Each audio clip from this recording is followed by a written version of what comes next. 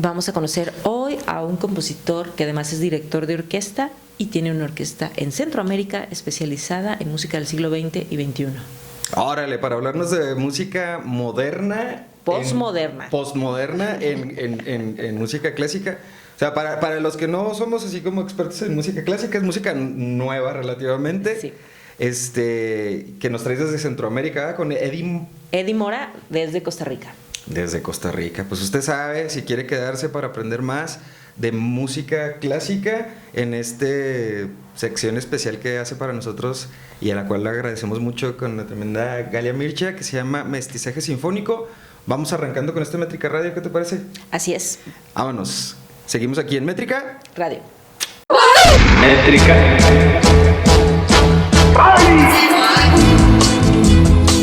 Vamos a seguirle, mi cielo.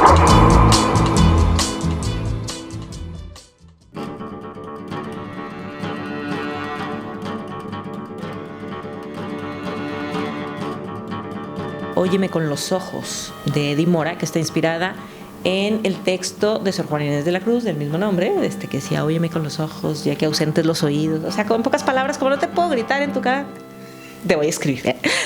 Pero bueno, muy poético, al estilo de Sor Juana, y este compositor hace una obra con el impacto que le causa el ritmo de este poema, y que es solamente para viola y guitarra.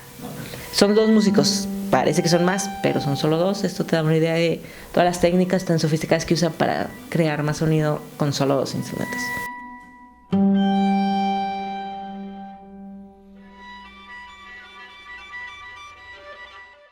¿Qué tal? Estamos de vuelta con más de Métrica Radio. Muchas gracias por estar ahí sintonizándonos, a las personas que nos escuchan en radio, que van en su carro, que están en el trabajo, que andan por ahí pues con, no sé, por la vida. Por la vida en estos nuevos tiempos donde ya casi nadie escucha el radio, pero si ustedes escuchannos en radio, hola, ¿qué tal? Un gusto poder compartir esta tarde con ustedes. Para quienes nos escuchan en redes sociales, les agradecemos ahí en cabina a las personas que nos están ayudando a producir esto, y pues también a toda la banda de Métrica Radio, que poquito a poquito, a veces son más, a veces son menos, pero pues lo que estamos siempre son bien contentos de tener colaboradores como Galia Mircha, que tenemos hoy aquí con nosotros. Y les recordamos que Métrica Radio es una producción de Ya Lo Tienes. Si necesitas alguna producción audiovisual, no lo dudes, ya lo tienes aquí con nosotros, acércate. Y el día de hoy empezamos con un episodio más de Mestizaje Sinfónico. ¿Cómo se llama? Así es, Mestizaje Sinfónico. Un poco de música clásica o de orquesta, pero de acá, de este lado del Atlántico. De este lado del charco, dice la tremenda Galia Mircha. Te agradecemos mucho que estés con nosotros, que nos enseñes de música nueva, de música que nos puede aportar muchas cosas, y de pues, compositores que a veces ni nos podríamos enterar de que existían y que están haciendo pues una alternativa, ¿no?, a lo que ya conocemos como a lo clásico de la música clásica. Así es, pues es que la música está viva, se sigue haciendo, y siempre se tocan a los mismos ciudadanos de siempre, ¿verdad? Hombres sí, europeos muertos de siempre, y pues no, está padre conocer más rostros y más sonidos de este asunto de la música, ¿no?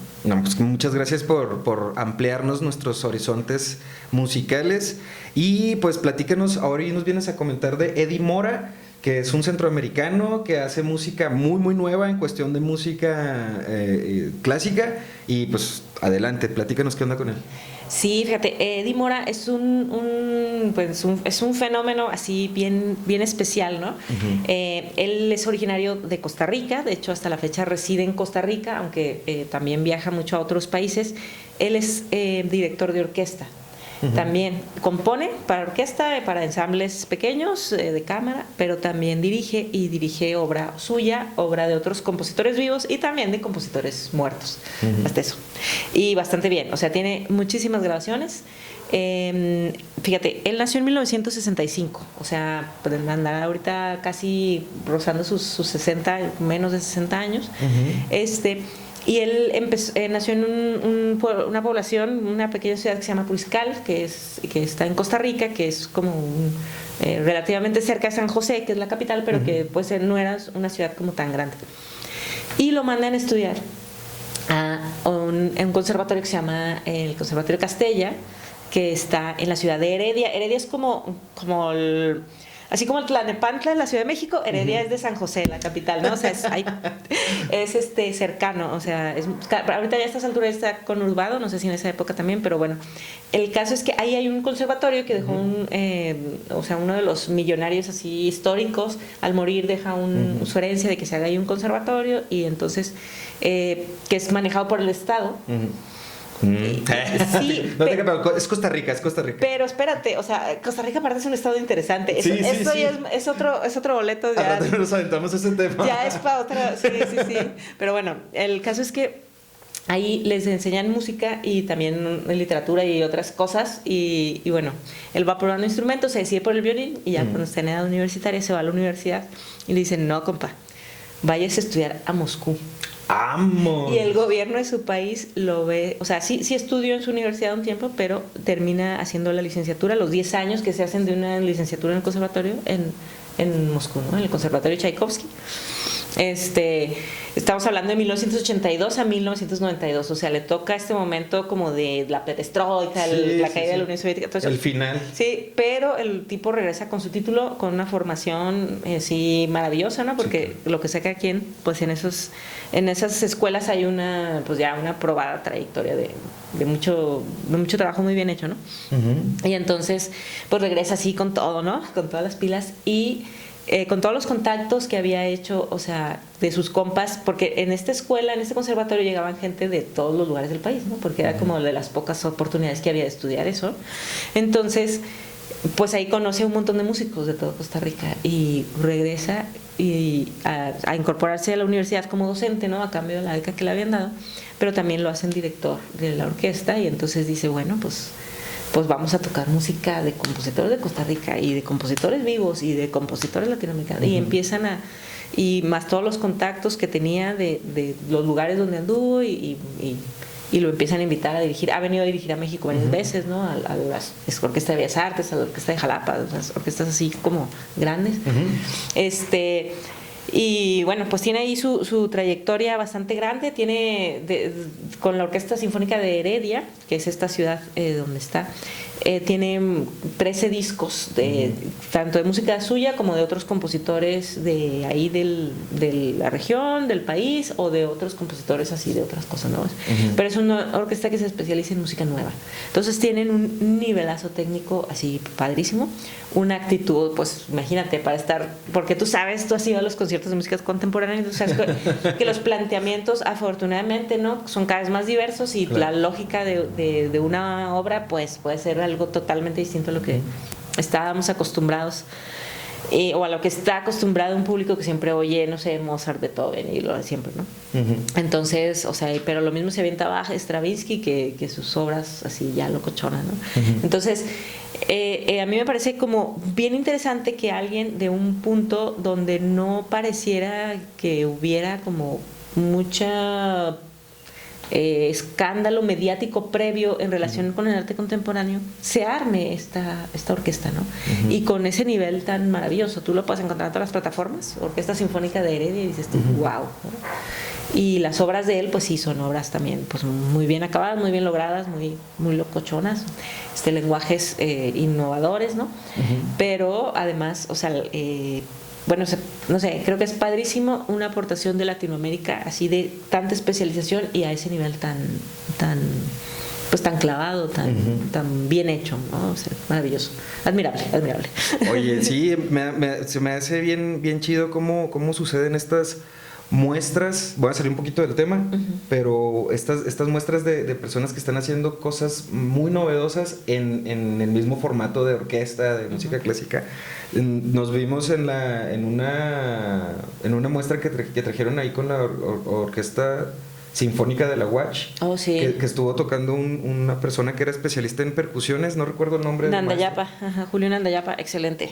Sí, y sacó este nuevo instrumento que se usa en las marching band, y que él adecuó como una marimba enorme, y sonaban unos sonidos, o sea, pues como los sonidos así de la percusión melódica, ¿no? que tiene la marimba, pero pues no sé, así como metálicos. Algo que no estábamos acostumbrados a oír, ¿no? Un instrumento que no existía. Hace poco me topé también en redes y compartí ahí en mis redes sociales un caballero, un músico que estaba haciendo música con diferentes tablones, así, con tablones de madera, y el vato haciendo unas percusiones fenomenales, pero la música de fondo también estaba así bien revueltas, ¿no? Así bien rarita acá, que como que de repente parecía música de terror, de película de terror, porque estaba así como muy de entre sueños y todo este rollo.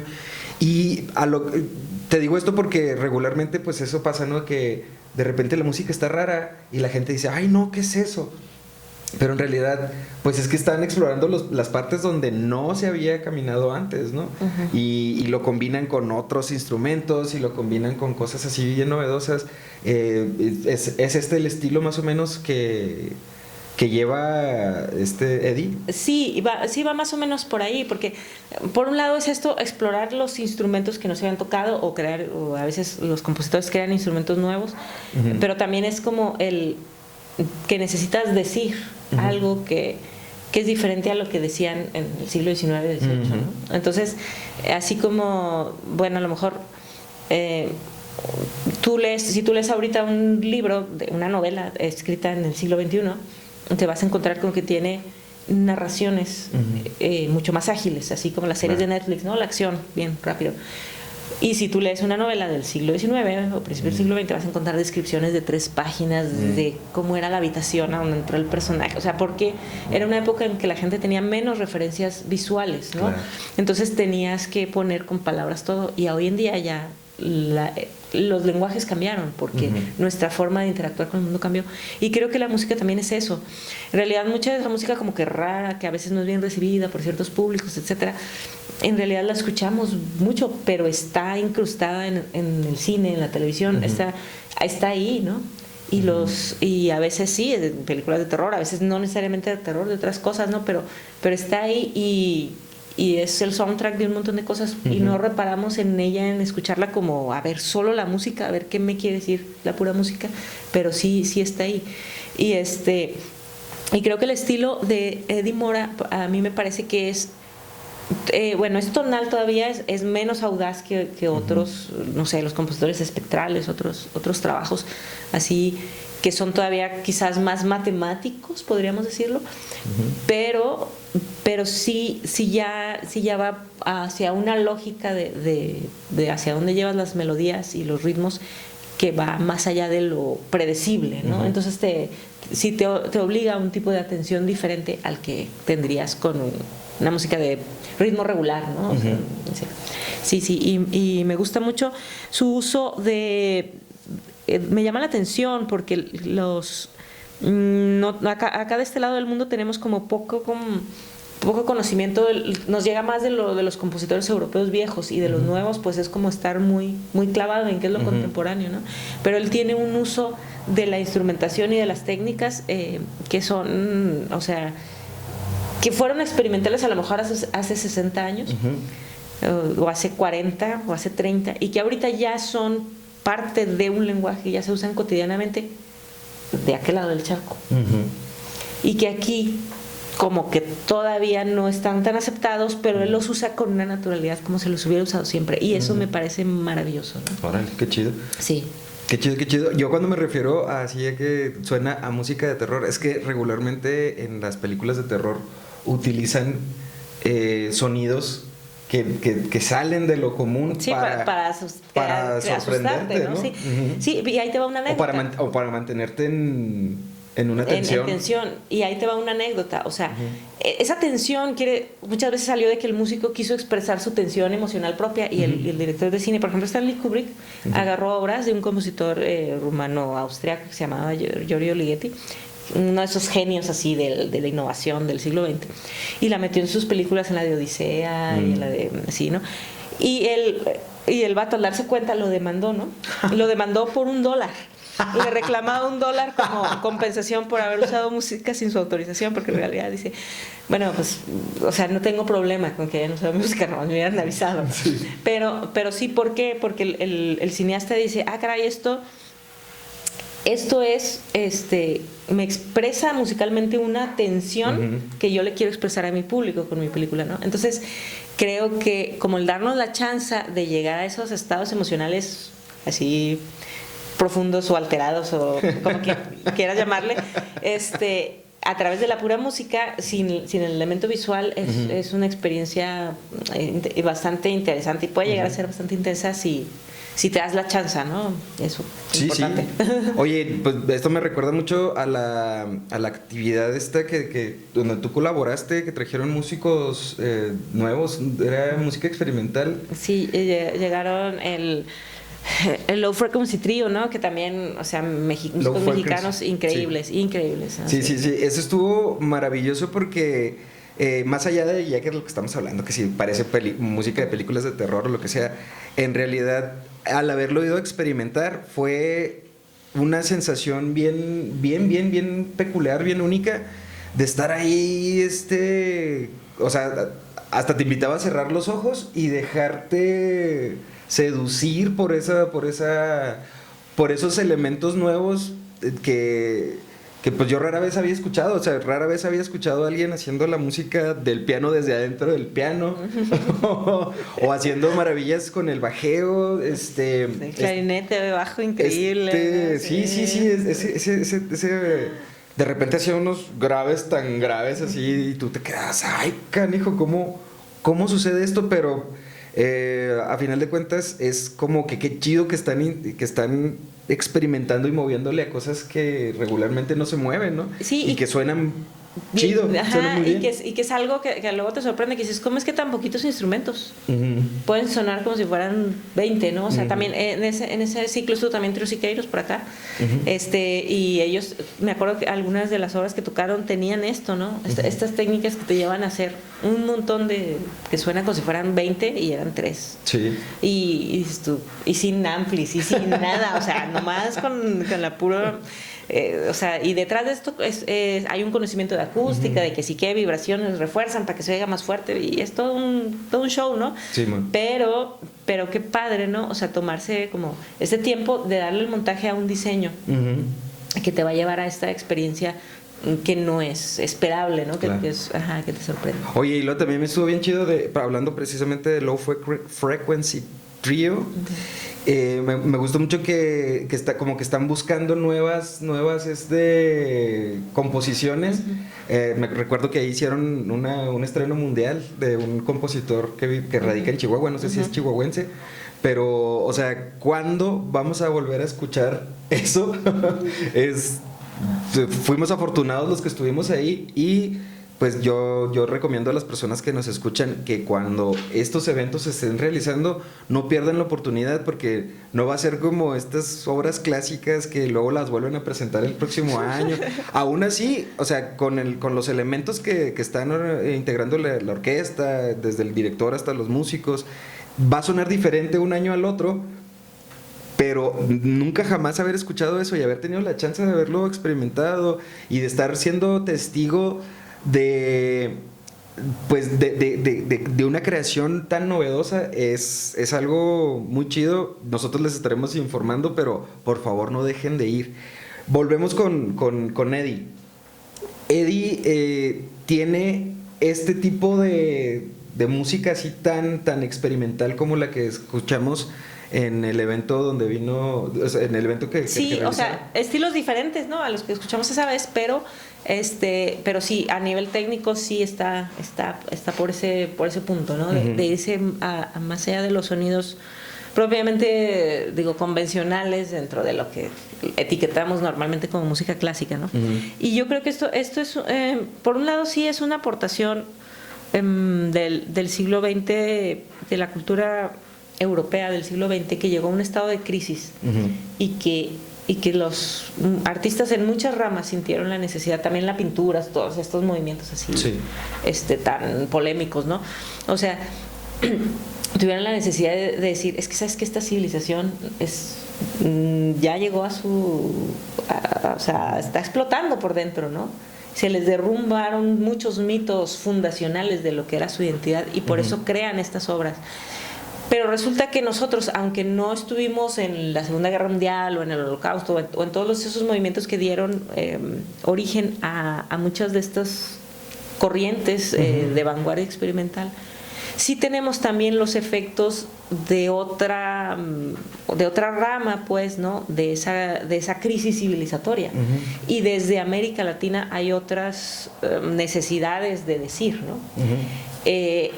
Y que también van a hacer uso de estos lenguajes porque hay cosas que solo así las puedes decir, o sea, nuestra realidad es demasiado estridente como para no decirlo así. Sí, está súper cargada de música, como nos habías dicho creo que la ocasión pasada, ¿no? Sí, no, y la realidad, o sea, en general, en todos los aspectos, o sea, estamos viviendo en un planeta con pulmones perforados, o sea, claro, tenemos los días contados, o sea, ¿cómo dices eso? No lo puedes decir con el mismo do mayor que lo decía Haydn, ¿no? O sea, no. Entonces, o sea, sí es como todas estas inquietudes, ¿no? Que exploran diferentes cosas. Mira, ahí te va así como algunos títulos de las obras de Eddie Mora, ¿no? Ecos del silencio, ¿no? Los haikus, que es una de las que vamos a escuchar ahorita, ¿no? Horrible. O sea, y que en medio de todo este caos que nuestra civilización es decir, pum, el haiku es como una isla sí, claro, que te lleva a un punto. Bueno, tú que has estado cerca de la cuestión del budismo y todo esto lo sabes, o sea, hay ciertas palabras que tienen una fuerza que te lleva a un estado de contemplación que dices tú, espérese, detengan todo. O sea, y no porque no te importe lo que esté pasando, sino porque necesitas también ese momento de enfocarte, ¿no? Y bueno, a mí me llama mucho la atención que o sea, esta orquesta tiene 60 años de existencia, la Orquesta Sinfónica de Heredia, pero tienen, entrándole a la música nueva con tanta especialización desde que Eddie Mora regresa, más o menos, y empieza como a convencer ahí a la gente, ¿no? De entrarle, que estamos hablando de los años 90, o sea, ya son prácticamente 20 años en los que hay en Centroamérica una orquesta especializada en música contemporánea y que tienen bastante público, o sea, y tienen 2 sedes. O sea, una es la parroquia de la ciudad de Heredia, tocan en la iglesia, y otra es el Teatro así nacional de San José, la capital. Ahora. Y a veces tocan en el museo de acá, de allá, o sea, hacen, pues, como todos los grupos artísticos así, hacen pues también su diversificación, pero te da, o sea, un movimiento así, o sea, sí hay gente que nos podemos sentir identificados al escuchar este tipo de obras y vamos a estar ahí, ¿no? Y muchas veces no es porque a la gente no le guste, sino porque ni siquiera lo conoce, nadie nos lo ha puesto enfrente. Y hasta que no llega un día de que, caray, vamos a ver qué es eso, caray, oye, no, pues sí, me gusta, voy a volver, ¿no? O sea, entonces, sí, me gusta mucho este movimiento. Te digo, la orquesta tiene 14 discos. 14 discos, muchos de ellos de compositores nacionales, de compositores de la ciudad de Heredia nada más, o sea, o de compositores latinoamericanos. Es así como que, wow. Sí, para quien diga que no se puede, pues ahí está la muestra de tremendo Eddie Mora. ¿Qué tanto hay que hacer detrás? Que si la gestión, no quiero imaginarme cómo está el asunto de que si los fondos y todo, a ser horroroso, ¿no? Sí. Y a todo el equipo que está detrás de eso, pues mis respetos, pero el resultado ahí está, ¿no? Sí, claro, y hay que comprender esto, lo que tú dices de que estamos inmersos en una contaminación auditiva súper grande y que hay que apreciar, pues que la música tiene que responder a eso también.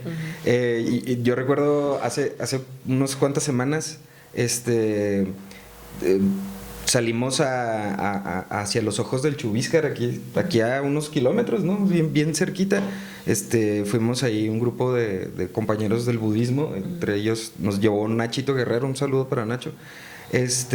Y decían los compañeros, mencionó esto de los compañeros porque cuando llegamos a ese lugar decían, es que qué paz se siente aquí, o sea, pues la paz de que no había tanto ruido, la paz de que era un aire limpio, la paz de que pues ya no estamos acostumbrados a esa naturaleza, y en ese espacio de los ojos del Chubíscar pues ahora sí que no hay nada, o sea, solamente vida silvestre, y realmente te das cuenta del caos en el que vivimos, ¿no? Entonces ver que la música replica ese caos, pues no debería de sorprendernos tanto, y qué bueno que pues que se siguen inventando cosas. Replica o responde, ¿no? Porque muchas veces a ese caos le responde con un espacio de contemplación donde dice, mira, tú aquí estás, te presento esta otra opción, ¿no? ah, caray, y sí, te lleva a un estado mental y anímico que cuestiona esta naturalidad pues sí, de la saturación en la que vivimos, ¿no? Sí, sí, sí. Ajá. Entonces es interesante, son experiencias así que Claro. te reinician acá. Y aquí tenemos con nosotros una experta en combatir la saturación de nuestra Sí, sociedad sí, moderna. claro, Se los digo por seguramente. conocimiento de causa muy Sí, profunda. sí, seguramente.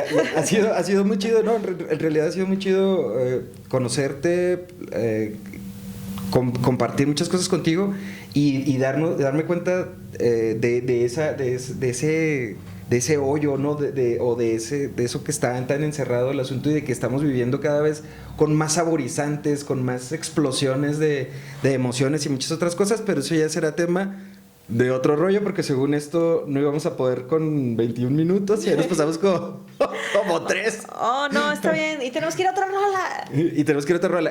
Ya vamos para terminar. Explícanos y déjanos en compañía de la música de Eddie Mora. Bueno, sí, ahora vamos a escuchar el haiku que se llama El ruido del agua. Órale. Pues tú sigues aquí escuchando esto en Métrica Radio.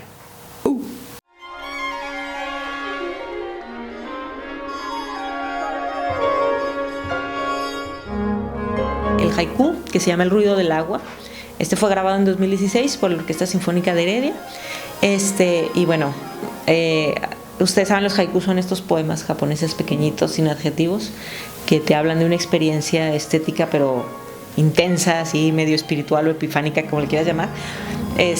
Y bueno, los dejamos con el haiku del ruido del agua.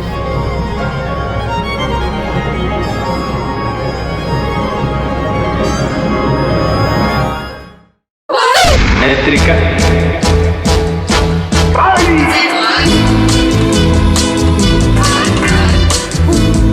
Pero ¿cómo vamos a terminar si todavía no comenzamos?